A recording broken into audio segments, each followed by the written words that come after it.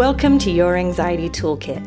I'm your host, Kimberley Quinlan. This podcast is fueled by three main goals. The first goal is to provide you with some extra tools to help you manage your anxiety. Second goal, to inspire you. Anxiety doesn't get to decide how you live your life. And number three, and I leave the best for last, is to provide you with one big, fat virtual hug. Because experiencing anxiety ain't easy. If that sounds good to you, let's go.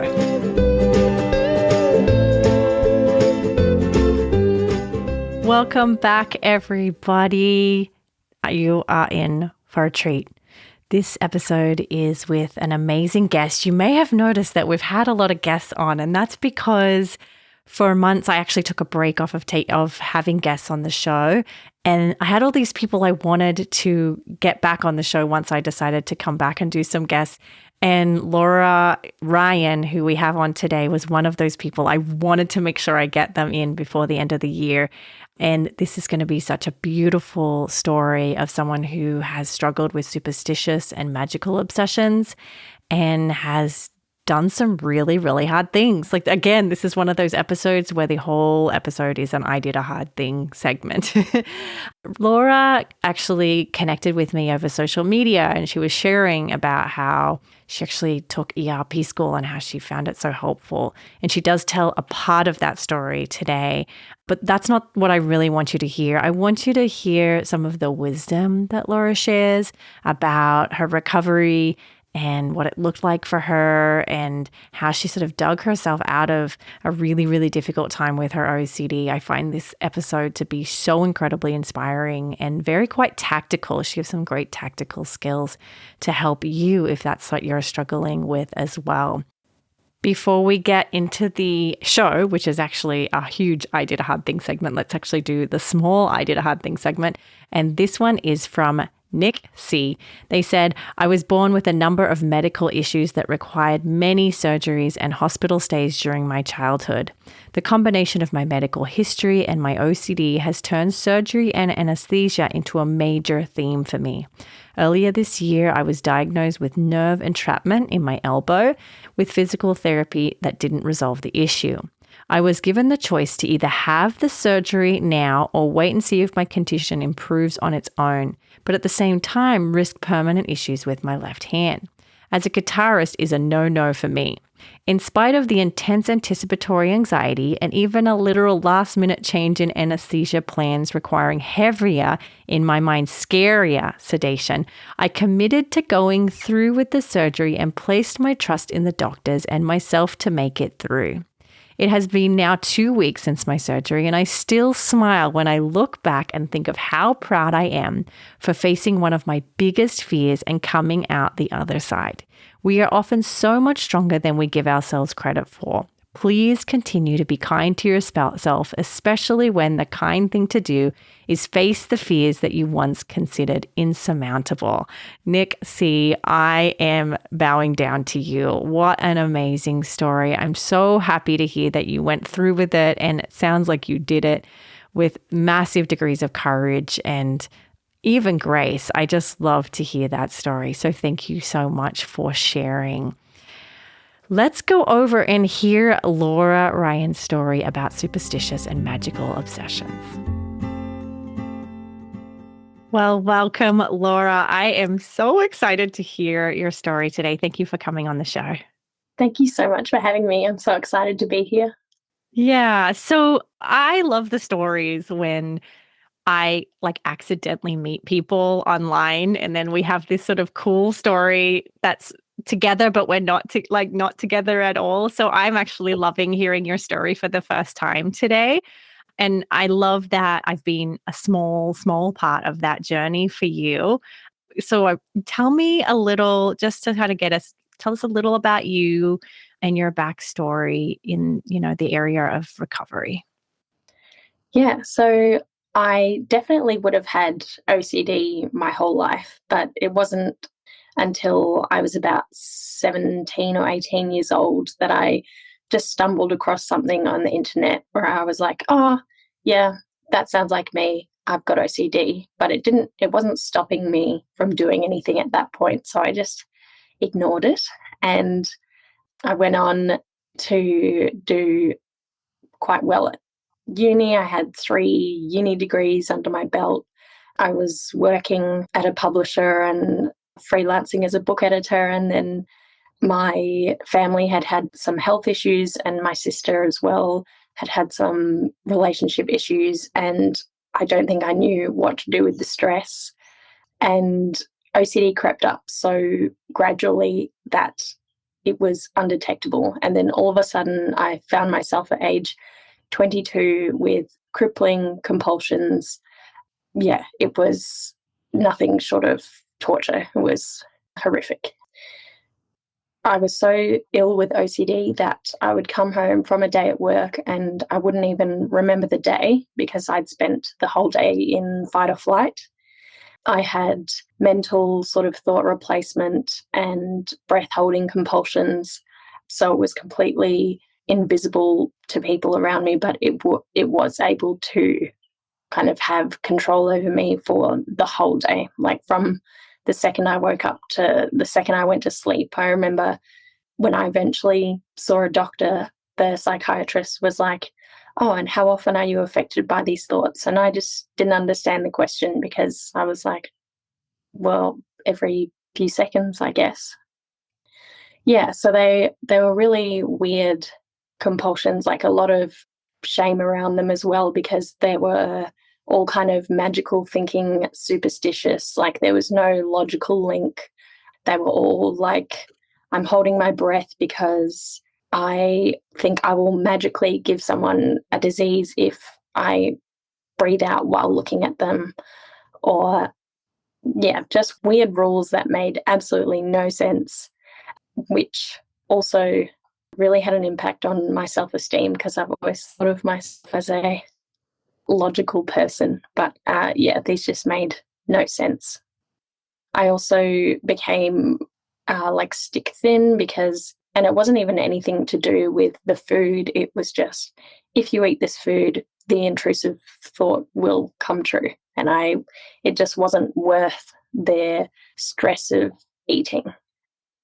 And then there was a point where I would have conflicting compulsions. So OCD would kind of be like, if you do this thing or if you don't do this thing, the intrusive thought will come true. And then I would just stand there paralyzed, like unable to do anything. I don't like to think how long I've spent just standing still, like the pervasive slowness, I think it's called, was just stopped me from doing anything. I think some nights it would have taken me more than an hour to get to bed. I had to touch wood or rearrange things like for so long before I was able to get to sleep. So I'd been a really pleasant child and teenager, big people pleaser, perfectionist type person. And then all of a sudden I was this really irritable, distracted young adult, and I really didn't like who I was, and no one in my family really knew what was going on with me. And yeah, I was eventually unable to work and I quit my job, and I was too anxious to Google things. So I looked up OCD on my podcast app, and that was when I found you were a guest on the mental illness happy hour, I think. And you played this game of One Up together. And it was like, it was incredible. It was like, it was the first time I'd heard of ERP and anxiety treatment that wasn't just meditation or gratitude, which are really helpful. But sometimes when you're in that really dark place, the only thing that can get to you is something dark itself, but also bringing that humor as well, I think is just the most like powerful tool you can have when you're there. Yeah. So yeah, then I started looking up absolutely everything Kimberley Quinlan. I was absolutely your number one fan. You say you had a small part in my story. You had a huge part in my story, because I was way too unwell to drive. There was no way I was going to go into my GP and get a mental health care referral. I was not going anywhere near a medical centre, barely making it out of the house. So when I found your ERP school to do online, it really was nothing short of life-saving. I was able to get myself well enough to go to the GP and then get a referral to see a psychologist. It makes me want to cry.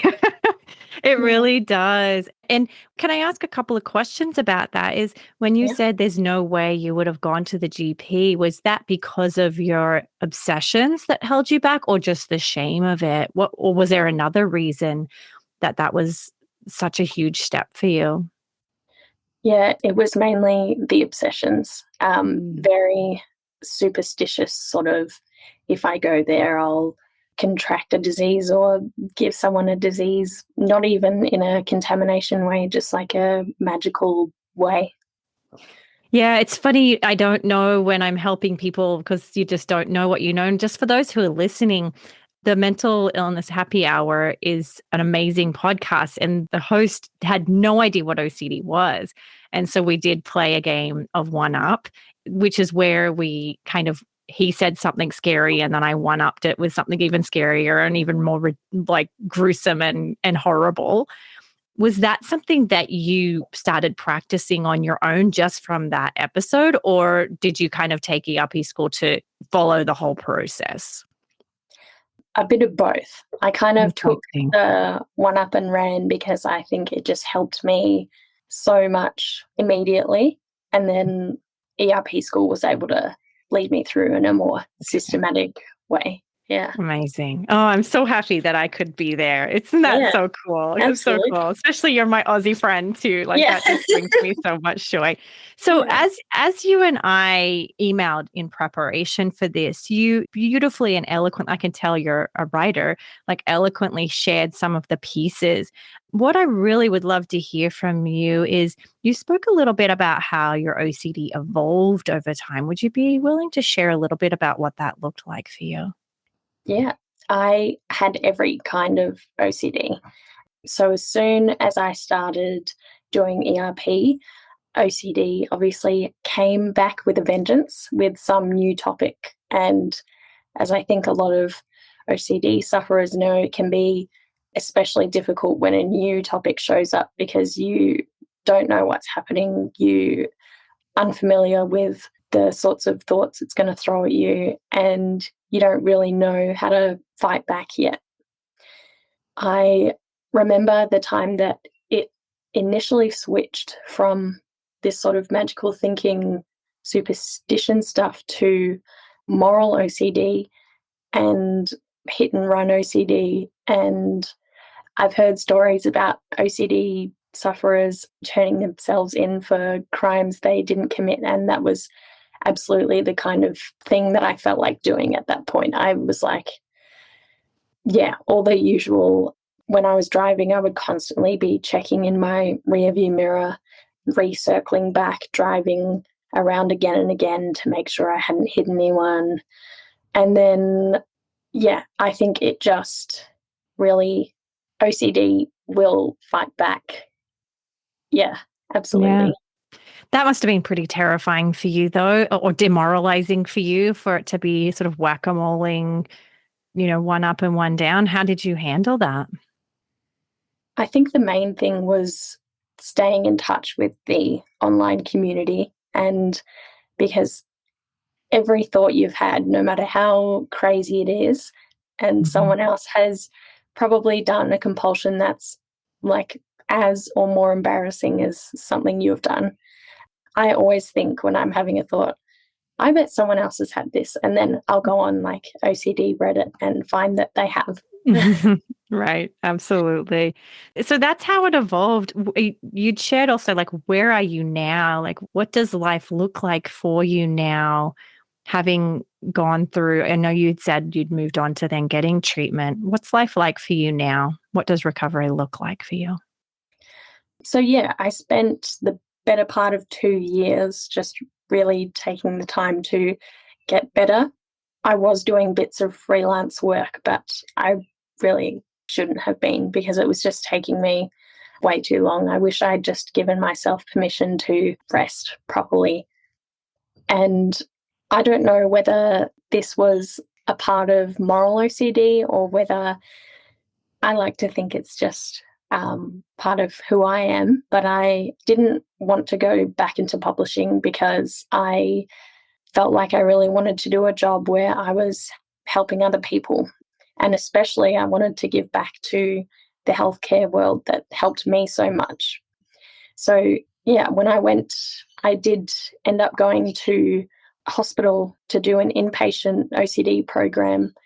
And the people working in the program were obviously psychologists and psychiatrists, but also occupational therapists. And so I wanted to do a course in OT, but then I saw speech language pathology, and I've been doing that course for the last 2 years, and I'm just about to graduate. Wow, So that's so cool. yeah. Did OCD have something to say about you going back to school for that? Like how did your OCD handle that decision? Oh my gosh, it was so mad at me for picking something that I needed to do hospital placements to complete. Mm, Like, I, yeah, just, and especially being a speech language, I think they're called in America speech language therapists. mm.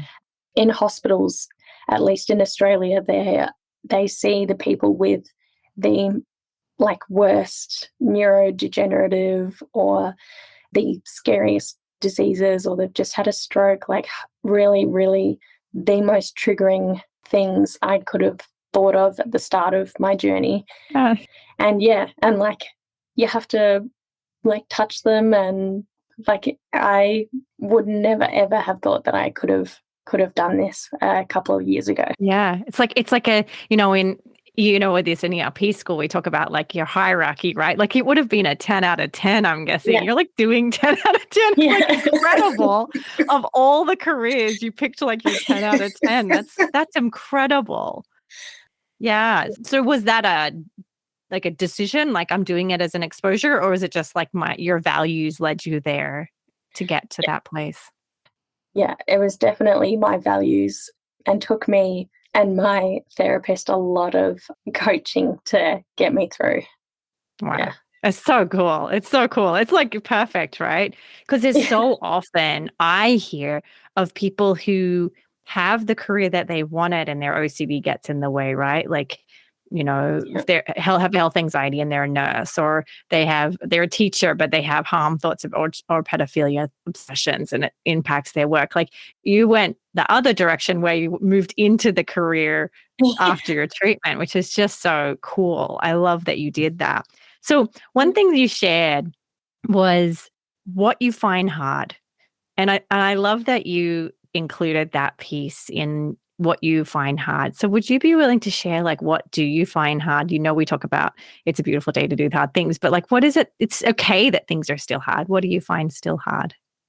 Yeah, I definitely find it now that I have so much functionality back, like compared to where I was not really leaving the house to pretty much doing everything that I want and need to.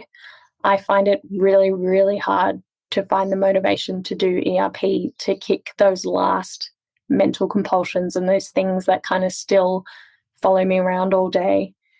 Yeah, I think now it's less about functionality and now more about doing it to get back that quality of life. Yeah, I think I often find really hard to, like, it's much easier when you're doing ERP to reason with yourself, oh, I deserve to be able to leave the house and go to the shops. So that's why I'm doing this thing that feels so awful. But when you're just saying, oh, I'm doing this now just because I want to be happy, it's a lot harder to Mm. reason with myself, I find. Yeah. It's like you said at the beginning, and I've heard that many times, is if it's not impeding in your functioning, it is easier to sort of sweep it under the rug and cope and not address the problem. And I've heard that many times. So I think that's a really valid point of, you know, a lot of people, they'll say like, there's a really strong why on why they're doing the exposures. If there's not a strong why, it's hard to do it. So how, you said you're finding it hard. Are you learning or starting to practice on tools to manage that? What's worked for you and what hasn't?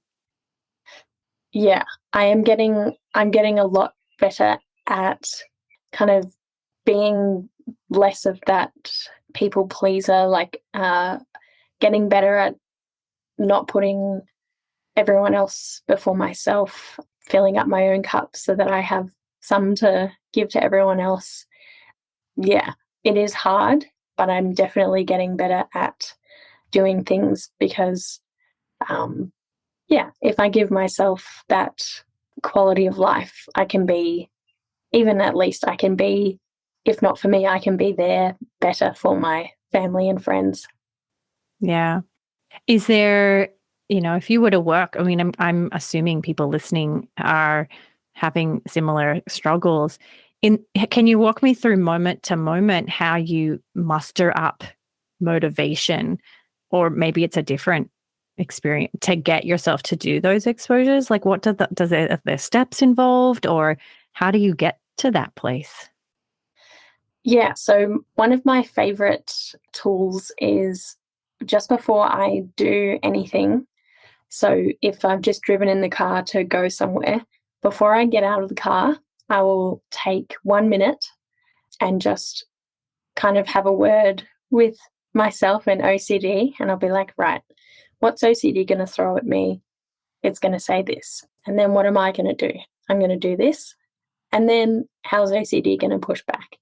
And then what am I going to do? Like just having a game plan before you do functional things for those mental compulsions, I find it's really helpful for me because I don't have to kind of set aside time and find that motivation to do it. I can just kind of plan and make ERP tasks out of, going to the shops or seeing a friend or, things like that. Okay, so one of the things that you wrote as we were emailing was what OCD gave you, right? Which I thought was so fascinating because usually we hear stories of like, I hate OCD and it's the worst thing ever and I hate everything about it. And we even know there's some controversy of some people who have sort of misused OCD. I loved what you had to say. So would you share what your thoughts were regarding what OCD gave you? Yeah, don't get me wrong. I think OCD is a very unique form of torture. It's horrible. I think when you said it was one of the top 10 most debilitating disorders you can have, either physical or mental, absolutely. I think it's just awful. But I think going through treatment gave me this really, I was able to see these incredible sides to my family and friends. They were just so incredible at every turn and so accepting of something that's really hard to understand. And it's also just constant reminders to follow my values. Like if you're having a hard day with OCD, the only thing you can use to get yourself out of that is to be like, okay, well, what am I doing? What are my values? And the treatment is kind of mindfulness and coming back to what's important. So I think I'm quite lucky to have those treatment principles kind of under my belt because I think everyone can use them because it's how you have a better life. Yeah. Yeah. Yeah, it's true. It's so true. And you talked about you had sort of a shift in motivation to sort of take care of your health. Was there a shift in that for you once you started going through OCD treatment that went further beyond just your mental health? Yeah, it kind of turned into adding in meditation, moving my body a lot. I I remember going down this because I had access to my uni like academic journal database, and early on I went into a lot of obviously research about ERP and OCD, but also SSRIs and exercise. And I think people found, or some people, and at least for me, I find like I'm staying on the SSRIs, but exercise is as effective for me as those. So if I do them both, it's like supercharges it. Yeah. It's so good. Yeah. Yeah, absolutely. The research backs that, doesn't it? So that's so Yeah. good. That's so good. All right. The last question I have for you, which just makes me giggle and smile and feel all good inside, is tell me a little bit about what gets you through the hard things. Because that's what this is all about, right? That's what our whole message is. What are some of the things that get you through the hard things and the hard days? Definitely remembering my sense of humor and kind of encouraging the people around you, because I'm not super comfortable yet telling my family and friends to, help me with exposure tasks. But if you can tell them, hey, help me laugh about these things, people can do that. People know how to do that and they want to, and it's really good. Yeah. Yeah. Also, if you go on Reddit and look up OCD memes, it's the best. It's so good. It's like, and John Hirschfield's memes, they're so good. They, again, they get into these really dark, awful themes, but then we're laughing at them. And I think that's just the fastest way to get power over OCD. Yeah, it's really cool. Changes the game, doesn't it? Right? Definitely. When you find, it really, really does. Yeah. And you did talk about the game plan already. You mentioned something called a panic inventory. Do you want to share a little bit about what that is? Yeah. So I hope it's not a kind of reassurance knowing that I can go back and check it, but I never do. So when I have an intrusive thought, I just write it down in the notes on my phone, and it stops me from doing things like checking the police news or asking for reassurance, or like if I have the thought written down and it's there and I can think, Laura, you can come back to it. Like, it's there. It's not going anywhere. You can come back to it tomorrow or next week.